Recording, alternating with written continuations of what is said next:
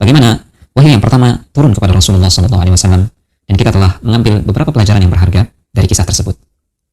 Setelah kemunculan Jibril alaihissalam di Gua Hira, dan setelah turunnya ayat yang pertama kepada baginda Rasulullah SAW, terjadi kevakuman wahyu, terjadi fatratul wahyi, terjadi kekosongan wahyu selama beberapa waktu. Tentu saja hal itu berdasarkan hikmah dan kebijaksanaan Allah Subhanahu wa taala. Disebutkan dalam sebuah hadis yang diriwayatkan oleh Imam Al-Bukhari dari sahabat Jabir bin Abdullah Al-Ansari radhiyallahu taala anhu. Beliau mengisahkan tentang kejadian setelah kevakuman wahyu tersebut. Faqala fi hadithihi, "Bainama ana amshi id sami'tu sawtan min as-sama'. Farafa'tu basari." Di sini Jabir bin Abdullah Al-Ansari radhiyallahu ta'ala anhu mengisahkan apa yang diceritakan oleh Rasulullah SAW. Rasulullah SAW menceritakan suatu hari ketika beliau sedang berjalan, beliau mengatakan, tiba-tiba saja aku mendengar suatu suara yang mengejutkan, yang arahnya dari arah langit. Kemudian aku menengadahkan pandanganku, aku mengangkat pandanganku ke atas langit. فَإِذَا الْمَلَكُ الَّذِي جَاءَنِي بِحِرَاءٍ جَالِسٌ عَلَى كُرْسِيٍّ بَيْنَ السَّمَاءِ وَالْأَرْضِ فَرَعَبْتُ مِنْهُ. Tiba-tiba saja aku melihat malaikat yang pernah mendatangi aku di Gua Hira. Aku melihatnya tengah duduk di sebuah kursi antara langit dan bumi. Aku kembali merasa ketakutan. Kemudian aku kembali, faraja'tu faqultu zammiluni. Kemudian aku kembali ke rumah.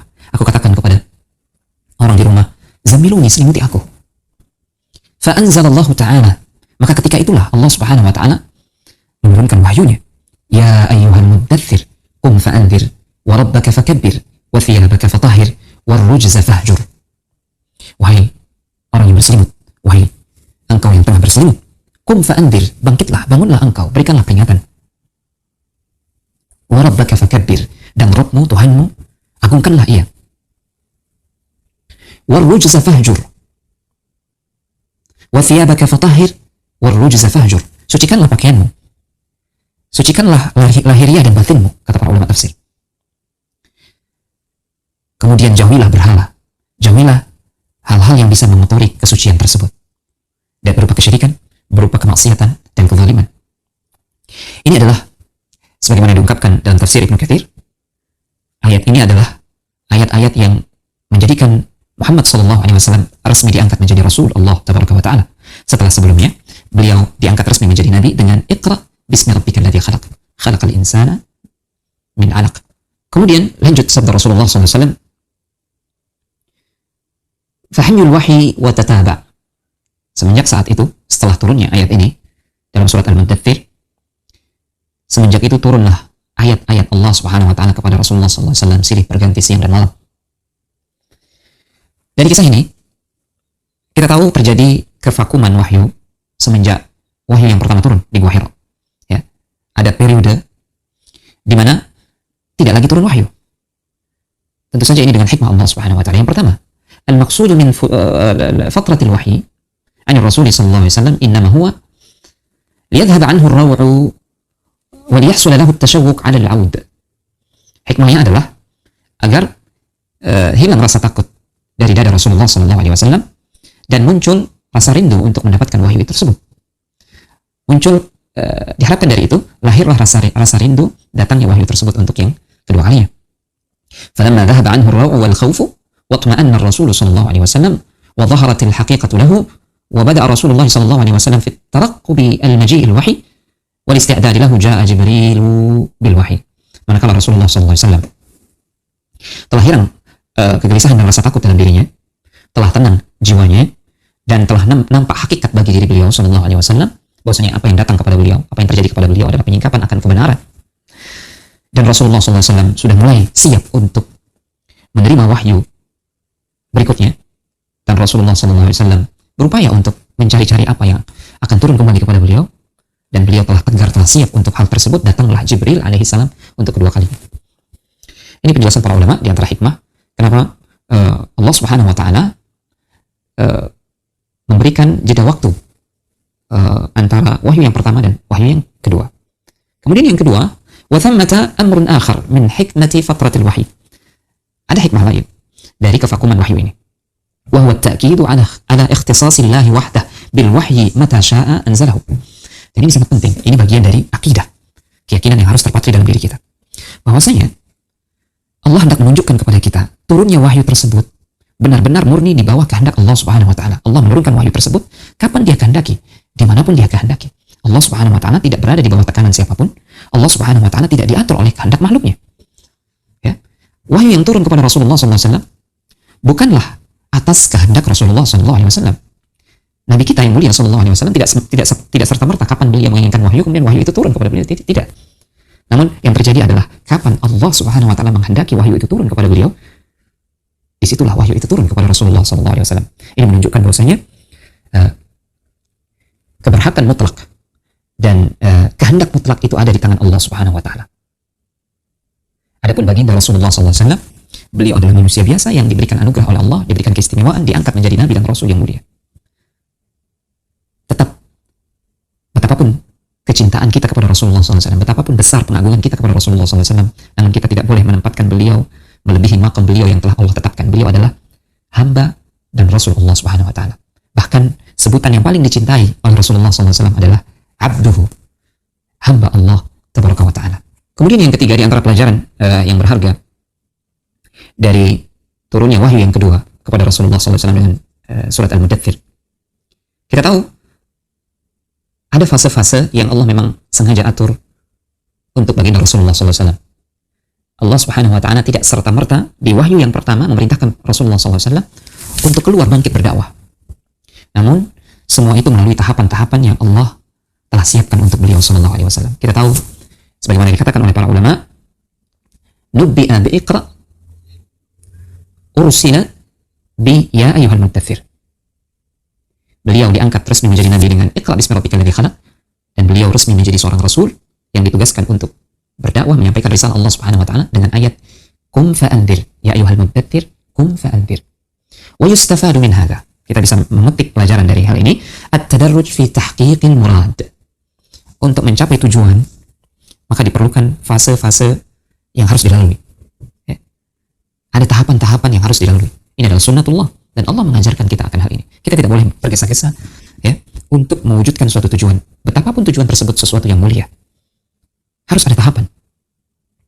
Lihatlah bagaimana Rasulullah SAW memulai jihad beliau dalam menyampaikan risalah Allah Subhanahu wa taala. Awal mula beliau ditanamkan kecintaan pada diri beliau untuk berkhalwah, kemudian beliau berkhalwah di Gua Hira. Kemudian beliau bermimpi, mimpi yang hak, dan itu adalah bagian dari wahyu. Kemudian tahapan berikutnya, beliau menerima wahyu dalam keadaan terjaga. Beliau melihat langsung Jibril alaihissalam, mendengarkan Al-Quran. Setelah itu terjadi kevakuman wahyu. Lantas Allah Subhanahu wa taala kembali mengutus Jibril alaihissalam dengan menurunkan surat Al-Mudaththir, ya ayyuhal mudaththir qum fa'anzir. Ini adalah tahapan-tahapan yang Allah atur untuk baginda Rasulullah SAW sebagai pelajaran bagi kita. Bahwasanya untuk mencapai sesuatu itu kita harus melalui tahapan-tahapannya. Kita tidak boleh tergesa-gesa. Demikian pula soal pendidik. Pertama dia harus melalui tahapan, dia harus belajar. Kemudian baru dia mengamalkan apa yang dia pelajari. Barulah kemudian dia mengajak orang lain, ya, mendakwahi orang lain. Itu semua dengan tahapan. Sebagaimana apa yang diriwayatkan dari hadis Mu'adz bin Jabal tentang kisah Mu'adz bin Jabal diutus ke Yaman. Hadis ini adalah hadis Ibnu Abbas radhiyallahu ta'ala anhuma yang berkisah tentang Mu'adz bin Jabal manakala Rasulullah SAW mengutus beliau ke Yaman. Disebutkan bahwasanya di antara pesan Rasulullah SAW sebelum beliau mengutus Mu'adz adalah innaka taqdamu ala qaumin ahli kitab. Sesungguhnya engkau akan berdakwah dan bertemu dengan suatu kaum dari kalangan ahli kitab. Falyakun awwala ma tad'uuhum ilaihi ibadatullah. Hendaklah yang pertama kali engkau dakwahkan kepada mereka adalah tauhid, ibadatullah. Agar mereka mengikhlaskan ibadah hanya untuk Allah Subhanahu wa taala. Agar mereka tidak berbuat kesyirikan, agar mereka tidak mempertuhankan Isa alaihissalam, di samping mereka juga mempertuhankan Allah tabaraka wa taala. Ini yang pertama. Fa idza arafu Allah fa akhbirhum annahu qad farada alaihim 5 salawat. Kalau mereka sudah menerima tauhid, mereka sudah mengenal Allah, hak-hak Allah Subhanahu wa taala, melangkahlah pada tahap berikutnya. Ya, kabarkan bahwasanya Allah Subhanahu wa taala mewajibkan kepada mereka salat 5 waktu. Fi yaumihim wa lailatihim, sehari semalam. Fa idza fa'alu as-salata fa akhbirhum anna Allah farada 'alaihim zakata min amwalihim. Kalau mereka sudah menerima dakwahmu ya, terkait dengan perintah salat, maka melangkahlah pada tahap berikutnya, bahwasanya Allah Subhanahu wa taala telah mewajibkan kepada mereka zakat yang mereka harus keluarkan dari harta-harta mereka, diberikan atau dibayarkan kepada yang berhak. Zakat min amwalihim wa turaddu ala fuqaraihim. Fa idza ata'u biha fakhudh minhum wa tawaqqa qara'ima amwalin nasi. Jika mereka telah mentaatimu dalam hal itu, maka ambillah zakat-zakat mereka untuk dibayarkan kepada yang berhak, kepada fakir miskin. Dan hendaklah engkau, wahai Mu'adz, takut dari harta-harta mereka. Jangan sampai ketika engkau memungut zakat dari mereka, jangan sampai engkau berbuat zalim kepada mereka. Ini pesan Rasulullah SAW yang intinya adalah ada proses tahapan-tahapan dalam dakwah. Dan benar Rasulullah SAW benar-benar mempraktikkan tuntunan ilahi, tuntunan Rabbani kepada beliau. Kita tahu Allah Subhanahu wa taala dalam mengembankan risalah Islam ini kepada beliau, Rasulullah tidak serta-merta menurunkan Al-Quran itu sekaligus kepada beliau, atau tidak serta-merta mengangkat beliau menjadi nabi sekaligus menjadi rasul di waktu yang bersamaan. Syariat-syariat juga Allah turunkan secara bertahap kepada beliau. Hal ini difahami betul oleh Rasulullah SAW, sehingga itulah yang menjadi pesan beliau kepada Mu'adz bin Jabal, bahwasanya dalam menyebarkan agama Allah, dalam menyuruh manusia kepada Allah Tabaraka wa Ta'ala, ada tahapan-tahapan, ada manhaj, ada metode yang harus kita lalui, dan kita tidak boleh tergesa-gesa dalam hal tersebut. Ini tentu saja pelajaran yang berharga bagi kita semua. Kemudian yang keempat, pemirsa yang dimuliakan Allah Subhanahu wa taala, kita tahu dalam surat Al-Muddathir Allah berfirman, "Qum fa'andzir." Bangkitlah, berikanlah peringatan. Ini adalah termasuk perintah-perintah yang pertama yang Allah turunkan dalam Al-Qur'an. Setelah sebelumnya perintah membaca, Iqra. Kali ini Allah memerintahkan apa? Qum fa'andzir. Bangkit dan berikanlah peringatan. Perintah untuk berdakwah. Menunjukkan bahwasanya dakwah adalah sesuatu yang memiliki kedudukan yang istimewa di mata Allah Subhanahu wa taala. Sehingga Allah menurunkannya sebagai perintah-perintah di antara sekian perintah yang pertama turun kepada Rasulullah SAW. Tentu saja perintah berdakwah ini tidak khusus hanya bagi Rasulullah SAW, karena sebagaimana Allah juga berfirman dalam ayat ini, wa rabbaka fakabbir, Rabbmu agungkanlah dia. Tentu saja perintah ini tidak khusus bagi Rasulullah SAW, ini juga berlaku bagi umat Rasulullah SAW. Bukan hanya Rasul yang harus mengagungkan Allah Subhanahu wa taala, namun tentu saja juga umatnya harus mengagungkan Allah Subhanahu wa taala. Di sini juga disebutkan, wa thiyabaka fatahhir, sucikanlah pakaianmu lahir dan batinmu. Menyucikan lahir dan batin itu tidak khusus hanya bagi Rasulullah saja. Kita sebagai umatnya juga wajib menyucikan lahiriah kita dan batin kita. Maka demikian pula dengan perintah qum fa'andzir. Ini tidak khusus bagi Rasulullah SAW. Maka kita sebagai umatnya harus meneruskan estafet perjuangan Rasulullah SAW dalam menyebarkan agama Allah Subhanahu wa taala, dalam mengajak manusia ke jalan Allah Tabaraka wa taala. Maka dengan ini kita akan menjadi pengikut Rasulullah SAW yang sejati. Demikianlah pemirsa yang dimuliakan Allah Subhanahu wa taala, beberapa pelajaran berharga dari kisah turunnya surat Al-Muddathir kepada Rasulullah SAW sebagai kalau boleh dikatakan wahyu yang kedua setelah turunnya surat Iqra bismi rabbikal ladzi khalaq. Semoga ini memberikan faedah yang berharga kepada kita semua. Wassallallahu ala nabiyina Muhammad wa ala alihi wa sahbihi wasallam. Wa akhiru da'wana alhamdulillahi rabbil alamin. Wassalamualaikum warahmatullahi wabarakatuh.